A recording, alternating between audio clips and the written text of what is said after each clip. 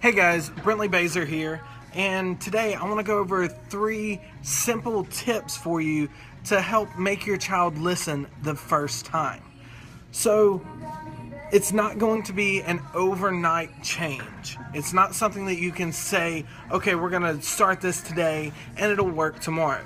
It may work, but chances are it won't. So, tip number 1. I like this one a lot. I really like it. I use this on my 2-year-old all the time. The biggest tip for this is you have to think about how the brain works. You have to think about how your child is listening to you. I use this in the martial arts class all the time. The first tip is you need to count down. Everybody in the world likes to count up. That's just how you are normally taught. Tip 1 is counting down. If I told you 1, 2, chances are there might be 5 different answers. Some people say 1, 2, 3, 4, 5, 6, 7, 8, 9, 10. Yay, I did it. But some people might be 1, 2, buckle my shoe, 3, 4, shut the door. You guys understand. Other people might just be 1, 2, 3. That child never knows where you are going to stop. So if you just keep saying 1, 2, 3, what happens when you get to 3? You don't have any action that's going to happen. So what I need you guys to do, it really works in our classes here, is you need to start counting down. Start at 5, 4, 3, 2, 1. Every kid in elementary school, middle school, high school knows that when you get to 1, it's blast off. The spaceship is blasting off. They know that there is an action that is supposed to happen whenever someone says 1.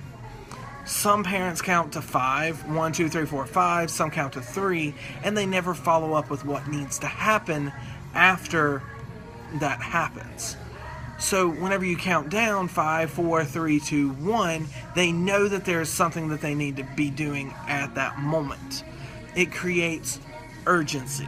Urgency is really big, especially with parents or adults. Adults really buy into urgency. Who in here, anybody that's watching this video, do you go Black Friday shopping? I know some of you go Black Friday shopping because you want those special deals, and they're only good for that amount of time. So whenever you are talking to your child, you need to count down, because then you don't want to confuse them. If you count up, of course it's going to confuse them because they don't know where you're going to end. That being said, I want to tell you about tip 2. Tip 2 is very, very cultural.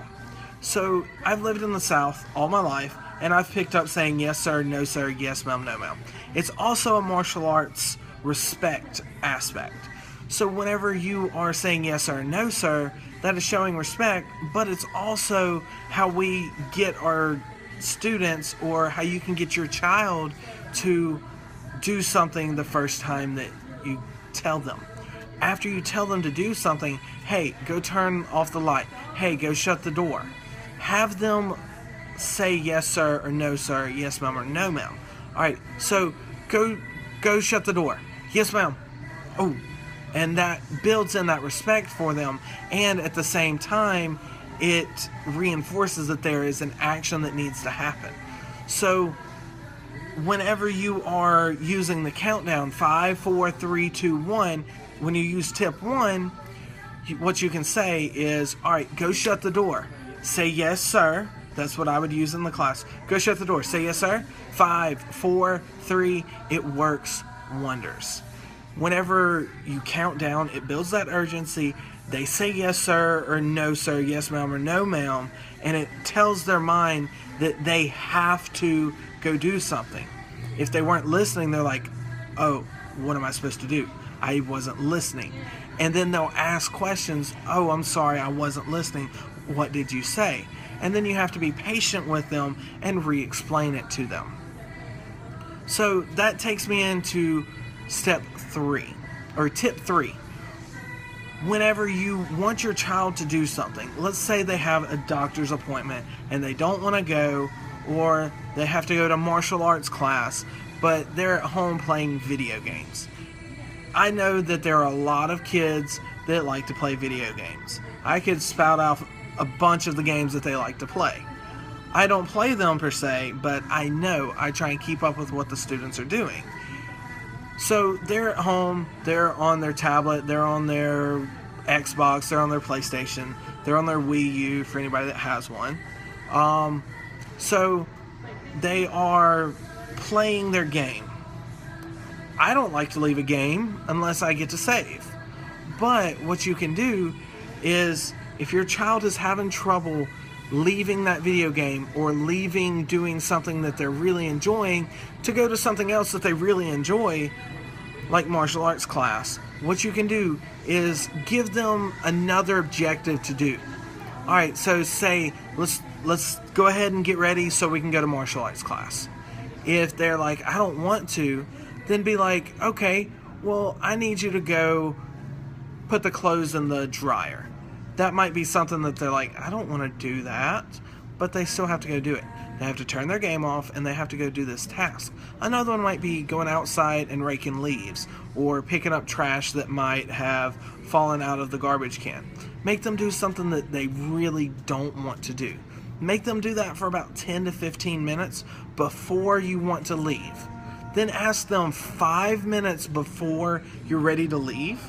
Ask them, alright, you can stop doing this. I want you to go get your stuff so we can go to your appointment or your martial arts class.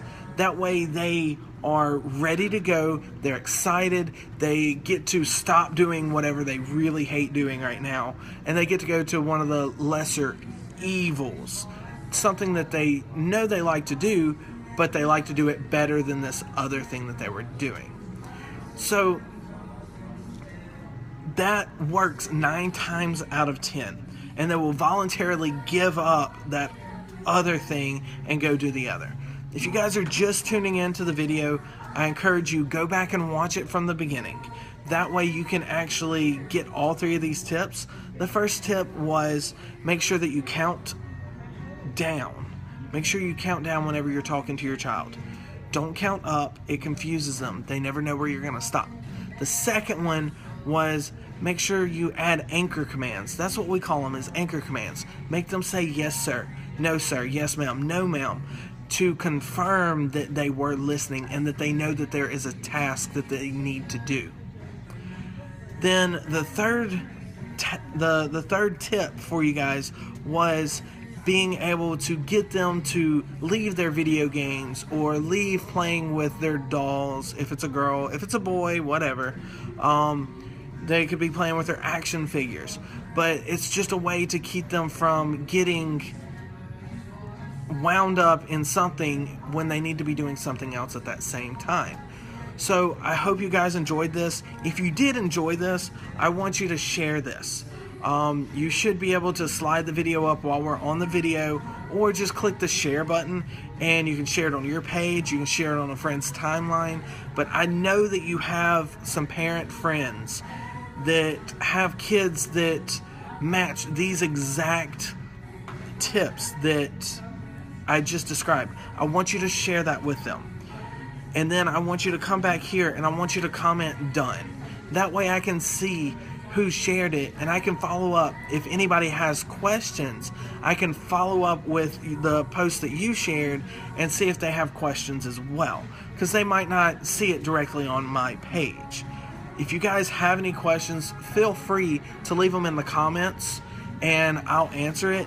If you guys have something that's personal, send me a private message and I'll hook you guys up with an answer. If I don't know the answer, I'll find it out. I'll give you my most educated guess. And with that, I hope you guys have a fantastic night, and thank you for watching my video, and I will see you guys in class. This is Bazor, and I'm out.